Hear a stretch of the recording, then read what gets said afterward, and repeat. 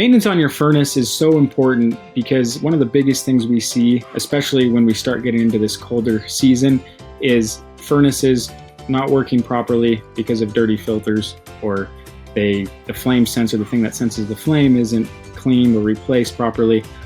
Maintenance is just a good way before it gets too cold to catch any issues, so when it does get cold, you're not stuck in the cold. And we want to make sure that your system's clean, it's running as efficient as possible. And then also, furnaces, they have natural gas going to them, everything like that. We want to make sure it's safe for you and your family going into the season where they're going to be running often, so you don't have any issues or last minute decisions that you have to make when it's really cold. But yeah, we like to provide the maintenance at a reasonable cost so that we can make sure that you're good to go for the winter and get you into the next season.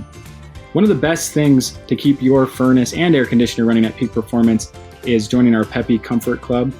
We come out twice a year. You get $100 per year you're a member with us towards a new system when that time finally comes. And we clean the system, go through it, make recommendations, everything like that to make sure that you're good to go. So yeah, we highly recommend our Peppy Comfort Club, which is $14 a month or $168 for the year for 2 services. So it's a really, really great value.